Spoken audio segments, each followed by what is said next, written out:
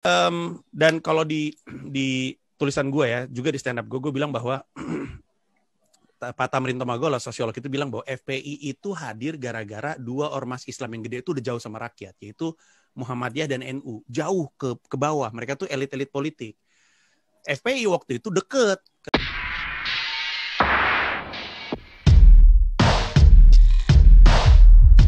Assalamualaikum warahmatullahi wabarakatuh, sahabat subscriber dimanapun Anda berada, semoga sehat selalu.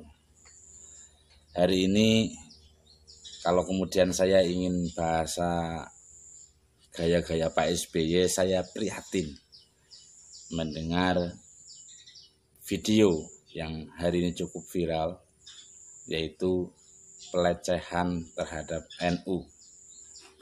Siapa yang melecehkan? Saudara komedian Panji Pragiwaksono, merendahkan NU dan merendahkan organisasi Muhammadiyah. Ini kan organisasi terbesar Indonesia. Satu NU, satu Muhammadiyah direndahkan serendah-rendahnya oleh Pragiwaksono, seorang komedian. Ini kalau bahasa Bapak SBY, prihatin. Kalau bahasanya Habib Rizik, ada komedian hina NU, ada komedian hina Muhammadiyah.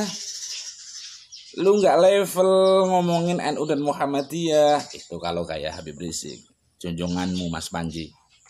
Tapi saya nggak milih dua-duanya. NU dan Muhammadiyah ini perlu diketahui sama Mas Panji Pragiwaksono.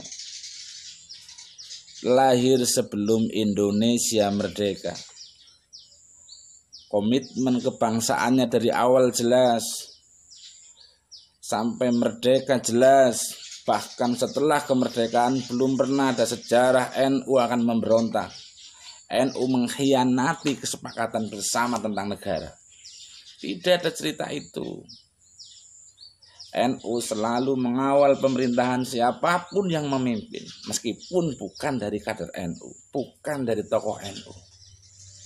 Karena kesepakatan dalam rumusan sebuah bangsa itu penting untuk dihormati. Kalau NU mau menguasai negara ini dengan cara NU, yang penting memiliki kekuasaan. NU itu organisasi terbesar Indonesia yang punya banser, skill militer mempunyai, dan anggotanya ratusan ribu, bahkan lebih banyak dari militer. Tapi NU sampai hari ini akan selalu begitu, tetap akan menjaga keutuhan NKRI. Sedangkan FPI itu organisasi kemarin yang ngomongin tentang wa'tasimu bihablillah, untuk bersatu di jalan Allah, untuk menyatukan umat, mengklaim dirinya imam besar seluruh umat Islam, tapi dia sendiri yang bikin perpecahan.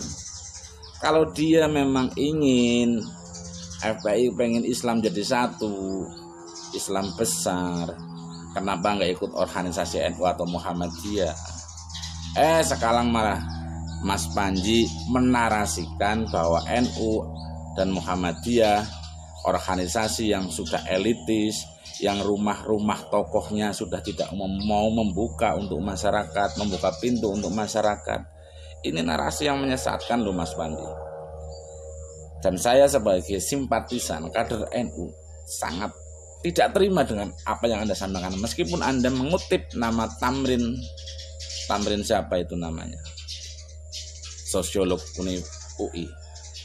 Tapi yang saya ingat juga terkait dengan sosiolog ini, Bapak Tamrin pernah diperlakukan tidak menyenangkan, sangat tidak menyenangkan oleh Munarman yang terakhir kemarin menjadi sekjen FPI sebelum dibubarkan. Ini analisa yang dibuat-buat tanpa fakta. Saya bawa berita nih. Ini kejadian di Papua. Ya. Atau kemarin kejadian di Riau? Enggak, ini Papua. Oke, kita ke Papua saya dulu. Saya mau ke Riau. Ini daerah Papua yang razia ibu-ibu masyarakat bukan dari kalangan yang sering disebut-sebut oleh Pak Tamrin ini. Aliansi politik lah segala macam. Mengada-ada. Ini ibu-ibu razia minuman keras. Ini beritanya bulan 4 kemarin loh ini. Maret ya. Razia karena apa? Di Papua banyak keonaran karena orang minum minuman keras. Jadi mereka resah begitu. Ibu-ibunya resah. Ini di Mimika. ini disorong. Ada 2 berita. Ini tidak ada kaitannya dengan soal politik yang disebut-sebut tadi. Tapi Bang Munarman tentu kan setuju juga ya Bang Munarman, Pak Tamrin. Hukum itu harus ditegakkan. Jadi koridornya aparat lah yang seharusnya menindak. Kalau soal hukum sekarang ini ditegakkankah hukum terhadap pelarangan minuman keras? Menurut Bang Munarman? Tidak ada yang menegakkan. Jadi polisi, departemen Kementerian Perdagangan, kemudian Kementerian Perindustrian dalam soal yang di Dinas Pariwisata ya, itu tidak melarang. Tidak hanya minuman keras, padahal sudah dilarang minuman keras. Tidak hanya minuman keras ya? Ya, minuman keras segala macam, tempat hiburan, maksiat segala macam itu tidak ditegakkan aturannya. Itu masalahnya.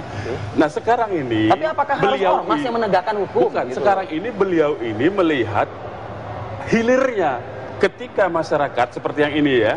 Ya saya anarkisnya yang dilihat begitu. Konteks kita begini ya. Ini ibu-ibu mengambil tindakan sendiri ya. Ini kan sebetulnya kalau dalam perspektif beliau ini tidak masuk kekerasan ini. Bu, nggak masuk kalau disorong di Papua. Tapi ya, disorong di Papua, tapi daerah lain mungkin loh. Dengar dulu, Anda nggak tahu apa yang saya maksud. Dengar dulu. Diam, Anda diam. Ganti-gantian. Anda diam kalau saya ngomong. Saya lagi ngomong. Enggak boleh. Mbak, kita akan closing terlebih dahulu ya. Kita closing dulu. Saat wawancara di TV One, Pak Munarman nyiramkan teh di mukanya Pak Tamrin. Apa itu perbuatan yang baik dari petinggi-petinggi FPI? Nah, hari ini Pak Tamrin dijadikan rujukan oleh Mas Panji untuk merendahkan NU, merendahkan Muhammadiyah sebagai organisasi terbesar dunia, Indonesia bahkan dunia. Hanya dikutip saat tahun 2012 yang sumbernya nggak jelas, videonya sudah nggak ada. Ini kita sayangkan dan mohon Mas Panji satu bisa minta maaf kepada NU dan kepada Muhammadiyah beserta jamaahnya. Yang kedua, bersiap untuk menghadapi persoalan hukum karena ini sifatnya melecehkan dan merendahkan organisasi dan tokoh NU ataupun tokoh Muhammadiyah. Ini kita tampilkan video Mas Panji yang durasinya panjang, hampir 1 jam. Candaan-candaan tentang FPI dengan Petamburan. Karena yang satu diajak ngobrol sama Mas Panji juga orang Petamburan. Dan simpatisan FPI, yang satu anggota FPI. Jadi seolah-olah FPI bagus semua di mata Mas Panji dan 2 temannya yang juga komedian. Mari kita saksikan kutipannya aja. Kutipan aja di akhir yang kemudian Mas Panji merendahkan NU dan Muhammadiyah dan tokoh-tokohnya dengan mengutip nama dari sosiolog namanya Bapak Tamrin. Banyak pertanyaan sih. Tadi si Fikri sempat bilang yang di dalam organisasi FPI-nya lagi adem ayem. Itu juga yang gue perhatiin. Tolong diingat yang nonton. Gue nih bikin persis di hari ada kabar FPI dibubarin. Persis ini hari apa sih sekarang? Rabu ya? Rabu. Hari Rabu tanggal 30. Tanggal 30. Persis nih. Persis di hari ini. Dan saat ini nama-nama besar yang biasanya ngedukung masih pada diem nih. Belum pada ngomong. Belum pada rame.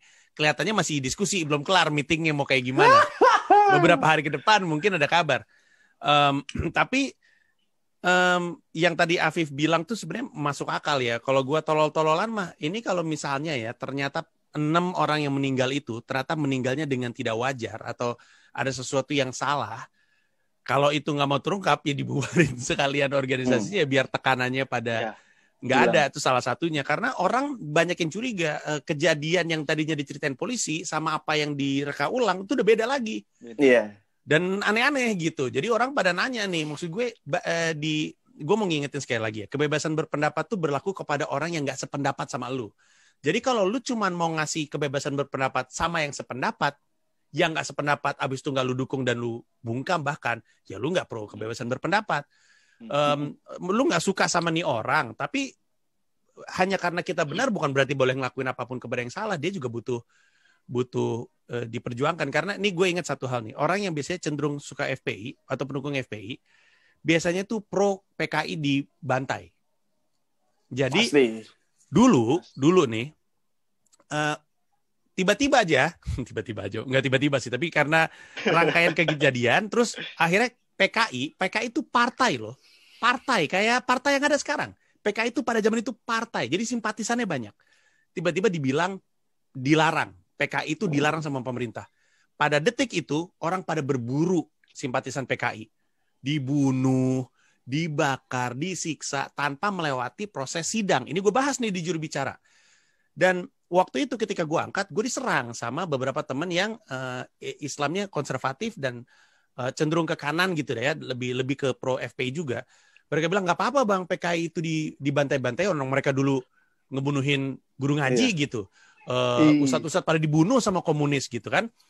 Sekarang keadaan tuh rada berbalik. Tiba-tiba yang diilegalkan FPI, dan sekarang kabarnya FPI diburu. Kan jadi sama kayak yang waktu itu, tapi keadaannya berbalik.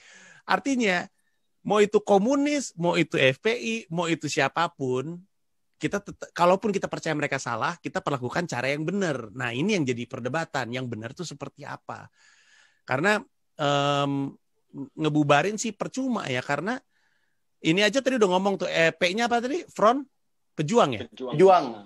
Udah berubah tuh, Front Pejuang Islam. Nanti akan ada yang lain lagi. Dan sebelum FPI, gue lupa, gue nggak tahu orang pada ingat atau enggak ya, tapi sebelum FPI, dulu ya di Jakarta terutama, dulu tuh yang sering muncul, sering kena framing lah, itu FBR, terus apa ya, selain FBR apa ya, ada satu lagi Forkabi, FBR, itu tuh sering kena framingnya tuh, framing premannya. Ada masa beberapa tahun sebelum akhirnya ke FPI, tapi sebelum FPI ada Forkabi, ada FBR, sebelumnya lagi ada Pemuda Pancasila. Jadi dari zaman ke zaman tuh ormas-ormas itu selalu ada aja tuh yang kemudian jadi begituannya.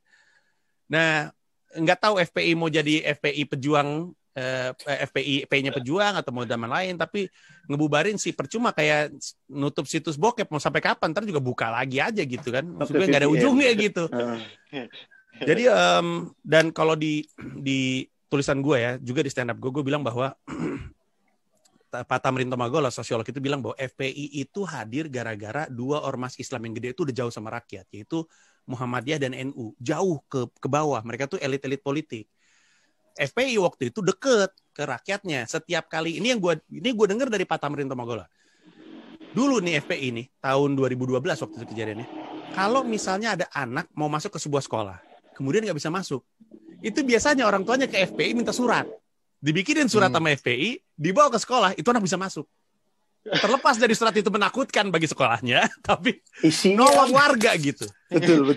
Kalau misalnya ada yang sakit, ini sering kejadian nih, ada warga yang sakit, mau berobat, nggak punya duit, ke FPI. Kadang-kadang FPI ngasih duit, kadang-kadang FPI ngasih surat. Suratnya dibawa ke dokter, jadi diterima. Tapi kenapa bisa seperti itu? Karena kata Pak Tamrin Tumagolo, pintu rumahnya ulama-ulamanya FPI kebuka untuk warga. Jadi orang kalau mau datang bisa. Ya lu mau apa? Ya lu ngobrol sama gua. Nah, yang NU sama Muhammadiyah karena terlalu tinggi dan elitis, warga tuh nggak ke situ. Warga justru ke nama-nama besarnya FPI. Jangankan gitu, kita aja nih kelas menengah gitu ya. Gua deh ya kalau FPI, kalau Apip sama Fikri kan mungkin nggak sama kayak lo yang lagi nonton. Anda kan kerjanya dikit-dikit, wacuan nongkrongnya, beer garden, apalah gitu kan. Ya tapi maksud gue, kebanyakan kelas menengah, kalau ada yang assalamualaikum, lu pura-pura kagak ada di rumah. Assalamualaikum, nggak lu buka pintu. Gue aja kadang-kadang kayak gitu. Ada orang mau minta duit, gue tutup pintunya. Nah ini ada masyarakat lagi butuh bantuan, kita tutup pintu kita, elitis tutup pintu, yang ngebuka siapa? FPI. Makanya mereka pada pro FPI. Makanya FPI ada ketika mereka butuhkan. Makanya gue pernah bilang, bubarin FPI itu gampang, tapi nggak menyelesaikan masalahnya karena FPI menyediakan bantuan ketika rakyat lagi butuh. Selama lu nggak ngasih bantuan ketika rakyat lagi butuh, maka rakyat kecil ini akan selalu nyari ormas lain untuk cari bantuan. Jadi kalau lu nggak mau ormas itu nambah terus kekuatan dan nggak mau itu tambah gede, ya lu juga harus menyelesaikan masalah sosial yang ada di lingkungan lu. Karena ketidakpedulian lu terhadap masalah sosial akan berbalik dalam bentuk permasalahan sosial lagi. Jadi bubarin ormas itu gampang. Karena gue selalu bilang, yang gampang itu biasanya solusi yang salah.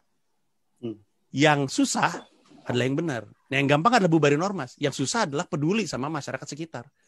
Sebagaimana FPI peduli sama lingkungan terdekatnya. Nah, ini obrolan moga-moga ngasih persepsi baru sama orang-orang. Afif sama Fikri punya sudut pandang yang menarik gitu tentang FPI, tentang apa yang terjadi di dalam. Terlepas dari dulu setuju atau tidak, obrolan ini tuh sebenarnya pengen ngasih lihat perspektif yang berbeda dan pengen ngajak kita berbuat adil, termasuk sama orang yang kita nggak suka. Karena hari ini, maksud gue gini ya kan, misalnya kita sama-sama tahu FPI banyak jahat, banyak ada oknum-oknumnya, tapi kan masa semuanya gitu. Kalau misalnya ada satu orang pernah ngebunuh misalnya aja, ada FPI pernah sweeping dan ngebunuh, tapi kan nggak semua FPI kemudian dibubarin gara-gara itu. Lah, ada McDani nyabu, masa satu stand up Indo nyabu? Tidak dong. Masa satu stand up Indo ditangkap karena ada satu orang nyabu? Ya sama kan, FPI juga kayak gitu. Berbuat adil aja sejak dalam pikiran dan termasuk kepada yang lu tidak suka. Itu aja dari gua. Afif sama Fikri, terima kasih banyak atas ngobrol-ngobrolnya ya.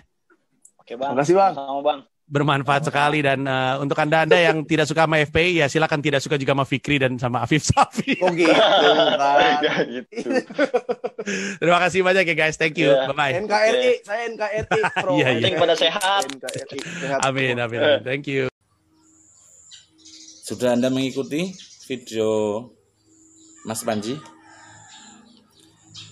Tegas, kami ulangi lagi bahwa Mas Panji harus minta maaf.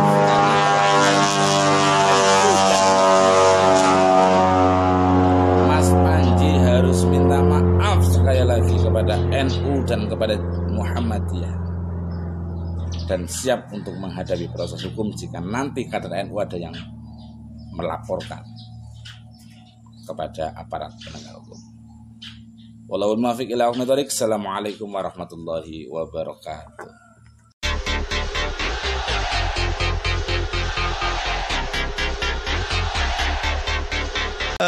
Dan kalau di tulisan gue ya, juga di stand up gue bilang bahwa Pak Tamrin Tumagos, sosiolog itu bilang bahwa FPI itu hadir gara-gara dua ormas Islam yang gede itu udah jauh sama rakyat, yaitu Muhammadiyah dan NU, jauh ke bawah. Mereka tuh elit-elit politik. FPI waktu itu deket